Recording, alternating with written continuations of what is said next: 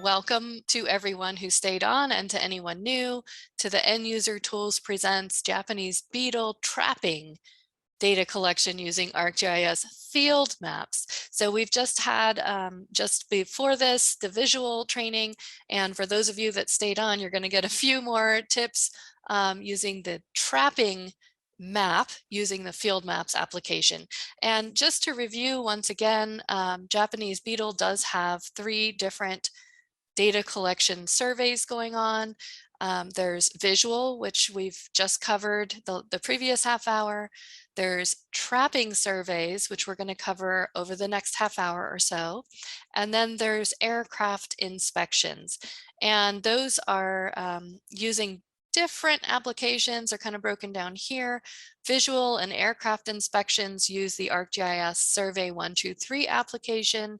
The trapping surveys uses ArcGIS Field Maps, and that's what we're going to talk about now. This training is going to cover that. Before I get very far ahead, I do want to point out, and this is a review for some of you, but it's just so important for you to have this. I'm going to stick this in the chat again. This URL is a public APHIS webpage, and this mobile data collection tools webpage has all stuff training support. So anything, any of your mobile apps that we use in the field to survey, and all of the national pest program applications that are configured to collect data in the field all have documents at the top half and videos on the bottom half supporting that. And so some of you may notice that we are recording this training. This training for Japanese Beetle trapping surveys will show up here in this video gallery. Give me about a week to make that happen, but it will show up here. So if you need to review it later, or if someone missed this training who really could use that, keep an eye on this website and watch for it here under the video gallery. Another thing that we have here is a calendar of training events. So this little link here sends you to a calendar of all future training. It drops off as it's already happened, but you can see here's Japanese Beetle and here's today's trainings all in a row. And if you have questions, the End User Tools group, my group, also holds open office hours every Monday with the link here to join. So every Monday until the end of June, if you should have a question occur once you start collecting data using Japanese Beetle trapping surveys or any surveys out there, feel free to hop in. It's meant to not be run like a meeting, but more like a visit to my cube or a visit to office hours like a professor, like maybe between classes. So feel free to jump in anytime in that hour, ask your question, and then take off if you want to, or just to say hello. We're always happy to see somebody say hello there. So keep this in your back pocket for asking questions if you want to. Save your questions for a Monday and come in and visit us anytime. Back to this main page, there are also along the top here general training documents.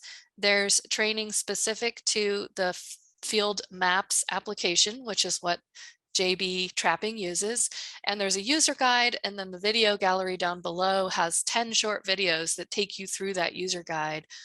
So you can kind of attack it in little chunks if you need to self-pace that training and get really familiar with using field maps. And finally, the PEST program specific training documents has a manual and a quick reference guide for every PEST program application that End User Tools configures an app for, and that includes Japanese Beetle. So there are, as we spoke of already, visual trapping and aircraft inspection documents here on this page. The second link I gave you is a link to a quiz specific to trapping surveys. And this will give you an automated email that says, hey, you took this training, good job, congratulations. It's dependent on this third question, and you'll have to type in your email address nicely to get that. But you are welcome to take this quiz right along with me as I talk, and then you'll get that little kind of email accolade that you finished this training and you did a great job. I find it useful as the trainer so that I can kind of check that The knowledge that I'm trying to get to you is coming through, and you can use it to submit to your supervisor or even just to keep a list. I like to keep a little list of trainings that I've completed on a quarterly basis as kind of my accomplishments list. So that's there for you as well in the chat box, and feel free to go ahead and open that up, take that right along with me if you want. So getting started, what we'll talk about today, and some of you are already pretty aware of this, but it's so important. I can't hit this enough that there are, this is actually training maps in field maps. And this is, you could tell I got tired with this PowerPoint, I'm so sorry. But this is actually, we are using field maps for the trapping surveys, and this will be a training map. But my team makes a map version that you can use just to play around in. And the important thing to note there is that it's held in a different URL, and you want to make sure that the data is being entered in the correct one. So we'll talk about that. We're going to overview a disconnected workflow, which is possible in field maps and actually really awesome for some of us out there in the field where we might not have a good connection or cellular data plan. We're going to look at the map itself. Oops, sorry. We're going to look at the data form itself within that map, and we're going to talk about getting some help. ArcGIS Field Maps. ArcGIS Field Maps is a really a robust application, and it's fairly new. It's new this year to us to be used.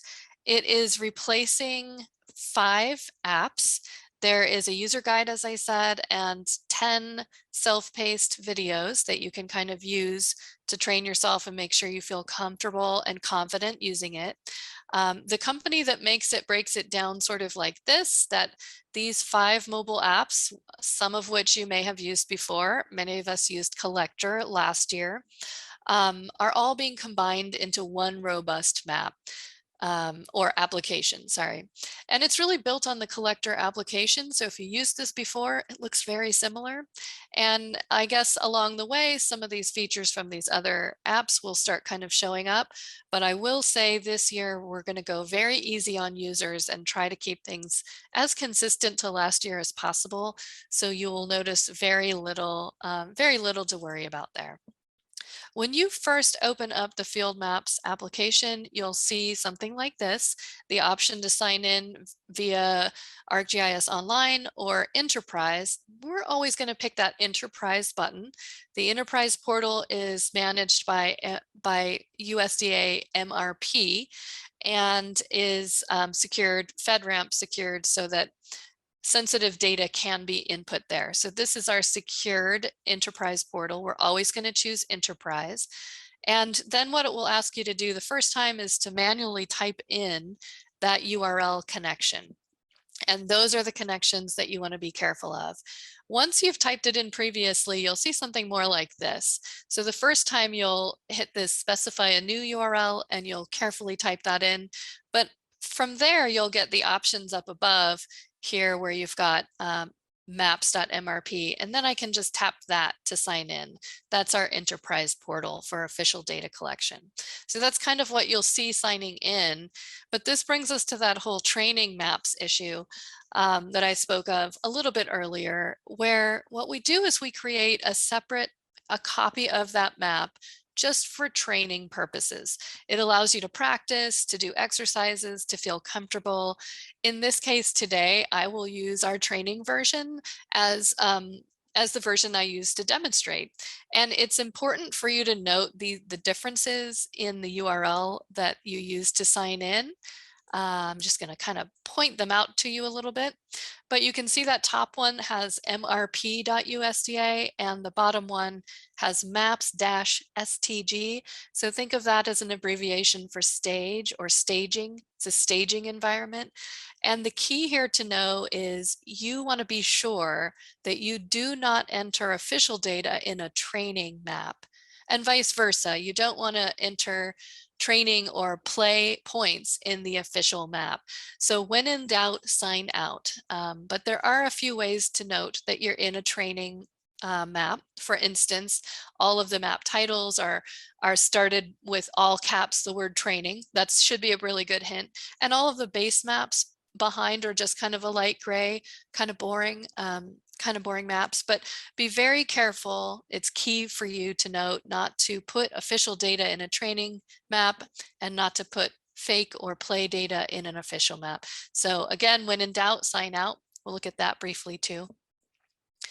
This disconnected workflow is probably very familiar to many of you who used Collector last year. It allows you to work in the field and not be concerned about being connected. It involves downloading a map area or an area of interest to the device when you have a Wi-Fi connection. So there is some preparedness there. And then you can go on out disconnected from Wi-Fi, collect data, all day long if you need to. And then once you return to a Wi-Fi connection, you synchronize that data from your device back up to that hosted map service in that enterprise portal. So you can just keep using that downloaded map area that lives on your device as long as you sync that back. So many of you are familiar with that. Just want to give you a reminder that that's there. Some trapping workflows. Basically, the way that our data forms work is the first visit to a location places the trap or places a symbol on the map. The geospatial location is taken on that trap site on that first visit. And then all future visits are considered trap activities. So they're visiting that same site and performing an activity. And on placing that trap, there is an install date, which takes the place of like basically the first trap activity, which is placing that trap. Installing that trap is that first one. And then all future visits are covered by other options such as monitoring or replacing lure or anything like that. One tricky workflow for some when using field maps or even Collector, it was a very similar workflow, is relocation. And relocation involves two data entries on the original location. There it would be a trap activity of remove. So that would be the last trap activity performed, right? That you removed that trap. And then the trap status has to be updated to inactive. It shouldn't be an active trap if it's not even there, right? So those two make a lot of sense. Remove the trap activity of remove and updating the trap status to inactive. And then you kind of follow, you know, the dotted line, walk physically with the trap to the new location and start over by placing the trap. Now, all of this seems to make a lot of sense to folks, but where we get tripped up is sometimes people feel like the symbol on the map should remove and it should not. It's actually correct that the symbol stays on the map. It's a very important data history, actually. Completing the steps will not remove the symbol on the map. It's important to data capture. The entire history of that trap location is recorded and retained, but the last trap activity is remove and the trap status is inactive. So it's important that you do these two data entries on the original location so that that's reflected. But that symbol is going to stay on the map, and that is correct.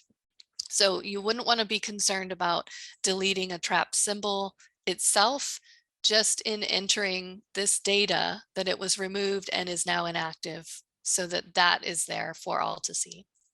All right, well, I've talked enough about what it might look like. Let's have a look at what it does look like, huh? So this is a PPQ iPad, and I have these field applications all installed automatically. If you don't see these applications, this is where you would open a ticket with CEC IT as a PPQ user to be sure that the configuration is correct and get that corrected. I'm going to go ahead and tap Field Maps to open it. And Field Maps likes to take you right into the last map you're in, so I'm going to go back twice. Again, I can see that I have nothing but training, and I know that I was in the stage portal. But if I was concerned, remember, when in doubt, sign out. I could go to my profile, scroll up, and sign out. And I would recommend you do that if you're in doubt at all. This PPQ End User Tools training group shows up only on that stage environment, and that's where all of our training versions are held. I have previously downloaded the Japanese Beetle trapping field map and offline area for myself. So I'm just going to go ahead and open that. And again, I see training across the top and training across the top, so I know I'm in the training version. Just a couple things about these buttons along the top before we start talking about a data form itself. We have, this is our sync icon here. You can see an arrow coming in and an arrow going out. That's that two-way sync. And I just want to point out that if I press this button, my auto sync is not enabled, it is disabled. You can see that here by the toggle switch. And we do want it disabled so that you can manually sync at your whim when you find that you are connected to a reliable Wi-Fi network. So that's a good thing to have disabled, the auto sync. And I can see right here that I have no pending edits, so that helps me out right there. Next up, this button here is the layers menu. So if I tap that, I can see the layers available. I can see that Japanese Beetle trap sites for this year, 2022, is visible. That is enabled. And you have a reference layer here for the previous year, and it is by default not enabled. In order to enable it, I can just go ahead and tap that to turn that on. I'm in Colorado, so you're not going to see probably anything change here in the map, but if you were in an area where there were trap sites from last year, you could use that layer to kind of reference for this year. I'm going to close that up. We have a search box here where we could search by trap site or trap ID or site name if you needed to locate a site versus just panning the map a little bit. And then this three dots menu, or sometimes it's called the overflow menu, has a couple things of note. One would be the legend. Opening up the legend will show me the symbology and the meaning behind it. We can see active, inactive, and it shows the symbology for all of the layers that are currently visible. So if I had left that trap sites reference layer for last year, 2021, not visible, I wouldn't see it here in the legend. And finally, the new feature specific to ArcGIS Field Maps is this markup layer. And if I tap this markup layer, it activates it. This layer, you can add kind of marks, you can add little points that you can add notes to on the map, add a label or notes to. You can draw kind of a little shape. You know, maybe I plan on trapping around that area, and I could go ahead and tap and add some notes about it. Maybe trap here and a question mark. I'll do like that. There we go. So that's an idea for the way to use that. There are two caveats regarding this markup layer. Number one, it is not an official data collection layer, so nothing in it is an official data collection. Don't put comments that should reside in the main form in your markup layer. This is not an official data collection layer. That's number one. Number two, it remains on your device. It's like your personal notebook layer on your device unless it is shared out. And I've stayed connected to Wi-Fi so that I could show you the share button here, which allows you to screenshot just this image or the entire markup layer. And if I do that while connected to Wi-Fi, I can then upload this layer just directly to the ArcGIS Enterprise portal as a layer. It gets an automated name, which you can change if you like, and because I'm signed into that stage portal, that's where this layer would go. So two rules for the markup layer. Number one, it is not an official data collection layer, and it resides only on your device unless you share it. So I'd love to hear how some of you might use this. I'm going to go ahead and exit out of that. Please feel free to share tricks of the trade. Some have said maybe dogs or barking dogs or kind of marking spots on the map where you might want to avoid or be extra cautious of. That could be a use for that. Talk to your supervisor about how you want to use that, and definitely share back with me. I'd love to hear how that's used, as long as you're careful about how you use it. Finally, in order to add data, this is the part we all want to know, right? In order to add data, we have an add button, and when you tap that, you're presented with a first question of whether this trap is going to be active or inactive. I'm going to go ahead and say we're actively trapping, and that opens the trap data form. Excuse me. That opens the data form. The data form has required fields indicated by this asterisk after them. Some fields are already, some fields are defaulted to a firm uneditable, such as this trap type. You can't edit the trap or lure, trap type or lure because those are standard. The agency has a default which is editable by tapping and choosing the other. So I could just go ahead and change it if I wanted to. I'm going to keep this APHIS. I could fill in this form a little bit by typing in the keyboard and hitting done to close it. You can see trap site comments is not required, and there's that active trap status. The submit button up here to the right would submit that point. For the sake of the demo, I'm going to move it away from my location and add the point off to the side so you can see there. Instead of that blue, this is my GPS location. That's the actual trap symbol. If I hit submit, and some of you are probably already saying, Jenny, you missed a required field, this install date here I didn't do anything with. If I hit submit and there is something required, you're going to get some messaging that tells you something failed. And it's saying 4 attributes failed, so that means I need to scroll up and make sure I've completed all of these. If I hit view, you can see that it's already given me a red messaging here, required. So if I hit view, it's going to just make sure that it centers on all of those starting at the top. So you can see I've missed a few more up here. Origin airport, I can go ahead and start typing and it will filter through these. All the way to the bottom is this word other, and I could choose that, which will initiate another field asking me to type that airport in. I'm going to, for the sake of this demo, I'm in Colorado, I'm going to put in the Denver airport. And then site name, you would enter according to survey protocol. I think I'm just going to put in a bit of test information. I think I'm on 7. And the install date's also a cool one. If you tap that, you get this calendar view, and it is restricted just to this year. So if I go back far enough, I'll find that I don't have the ability to enter any of these dates. And sometimes I do this, I'll kind of like accidentally tap a date. If I need to return to today's date, I can just tap this blue today. And then if I tap this field one more time, it closes it up. So I like to do that because I have a tendency to kind of fat finger calendars. I know that's a thing I do, and maybe you do too. And then once complete, just always kind of scroll up and give it a good once over, another eye view of, you know, that data form. Did I miss anything? Is all of this correct? And once you're happy with it, now we'll hit submit,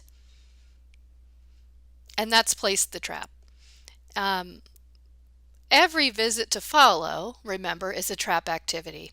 And you might not already have a trap selected. Let's say we're visiting this trap up here. So in order to record a trap activity, we're going to go ahead and select that trap site, which opens that original data form.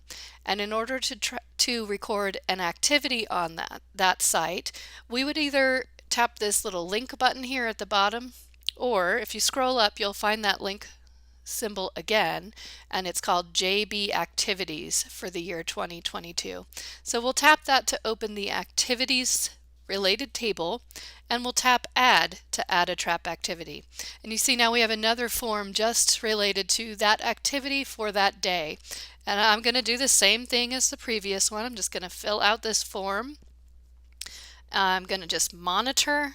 I'm not taking a field sample, so I don't have to fill that out. I'm going to leave this SLF life stage at not found, and I'm going to enter the activity date as today and close that up. I'm going to give it one last once over. Looks good to me, and submit.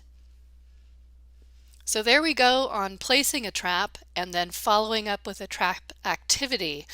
The one that kind of trips a lot of us up as I exit out of all of this is that relocation workflow. Remember, there are 2 data entries to the original site. One would be a trap activity of remove, and the second would be to update that trap status as inactive, and then you go ahead and place the trap. So let's try that out on this one here. Let's say we've got to relocate that a little bit further up the road. In order to perform those two data entries, the trap activity of remove, similar to what we just did on this one here where we entered a trap activity, we will select that, add a trap activity. I'm going to fill out this form, which is pretty simple now, with remove and today's date. Close that up, give it a quick once over. Is that correct? Yes. All right, we'll submit that. So the last trap activity is remove. And now secondly, remember we need to update this trap status so that it is inactive. And in order to do that, we need to go back to the main data form. So I'm going to exit. Here we are at the main data form. There's the trap status active. And now we need to edit. So we're going to pick either the pencil here, or when we scroll up, you might have noticed we've got the edit option here. And that opens that same form, but with the ability to edit all of the fields. So be especially careful of these other fields. Scroll on down to the trap status, update it to inactive, and submit. Now you probably noticed that symbol on the map changed right away to that little pink X. So now that original site is updated to the last trap activity of remove, and the trap status is inactive. So now we go ahead and walk up the road, get to the point we want, hit this plus button, and place that new trap. So that's the basics of the data form. Let's get back to our PowerPoint and see where we are. So that covers the data form. That brings us into caution areas. So we talked a little bit about the difference between what we call the quote real enterprise portal and the training one. Just a reminder to be careful that you are in that enterprise portal only to record official data, and using training maps, just make sure that you don't, on the alternate side, record real data in a training map or training or play data in the real map. So just be aware of which portal you're in. And remember, when in doubt, sign out. Just make sure you're in the right portal. We also went over the disconnected data collection workflow. It's not really a caution area, but it sure is a nice tool. So just make sure that you're using that where you can. If the submit button fails, it will give you some messaging that tells you where to look and correct that data. So that's kind of handy. Be careful with your data collection. I don't mean this to insult. I know that I'm talking to folks who know what they're doing, but it's just a great reminder. Always give that data form just one more look over before you submit it. It's worth it. I'm surprised sometimes myself how many times I have a look, just one more look, and I'm like, oh, I missed that, or I could have done that differently, or I should have been more consistent the way I entered that data. So just a little reminder there. And the daily data sync, especially if you're working in disconnected mode, syncing that data in the morning and in the evening before you go out, and then once you come back in, it just keeps that flow, two-way flow for that sync. It brings in the data that you need to update your map and pushes out data to that hosted map service. And finally, the markup layer, our new feature that we discussed today in the Field Maps application. Remember the two rules of the markup layer. Number one, it is not an official data collection layer, so be careful what you put there. Put official data in the official layer. Don't make comments in the markup layer that belong in the comments of the data form. Not an official layer. Secondly, it lives on your device. It's kind of a secret layer unless you share it. So be sure you're using that with those two rules in mind. Next up, we've talked about an awful lot, but you still might need help. And so if you find that you have a program-related question, Leon Bunce is the National Operations Manager. He's your go-to for all things program policy and program protocol. If you're having trouble with an iPad and it's a PPQ iPad, our iPads are supported by CECIT, so open a ticket, have them help you. That's what they're there for. If you're having trouble with portal access or with the Field Maps application, go to your supervisor first, but they have a couple of other options here. They can talk to the local field GIS specialist that supports your region. There's an email here. This webgis.connect is where you would email to ask for access to those groups so that you have the right map or survey. So if you are not seeing that when you open the Field Maps application, if you're not seeing the Japanese Beetle trapping map, then you would want to email your supervisor, and your supervisor would request that you be added to that group using this webgis.connect email address. And really all things training, remember that mobile data collection tools webpage, keep that bookmarked and look at it often. You'll find all kinds of tips and tricks there, both written and video. And finally, the things that we talked about today here in review, we talked about the new Field Maps application, how that works, when to use it, how to use it. We talked about the enterprise or the MRP portal versus the stage MRP portal, using training maps and using the official maps, when to be sure that where you are for those. We overviewed the disconnected workflow. We talked about some trapping workflows too, placing a trap and then all the trap activities going into that related table. We also talked about relocating a trap and what that looks like. We had a look at that data form. We had a live demo. I showed you on my iPad how to do all of those pieces of those trapping workflows, and we overviewed some caution areas. So I think we covered quite a bit today. Don't forget to take the quiz to assess your knowledge. Remember, that gives you an automated email that just confirms that you completed this training, but it also helps me out a lot too. It helps confirm whether I was able to communicate well to you, and it lets me know who attended my class. So please don't forget about that quiz.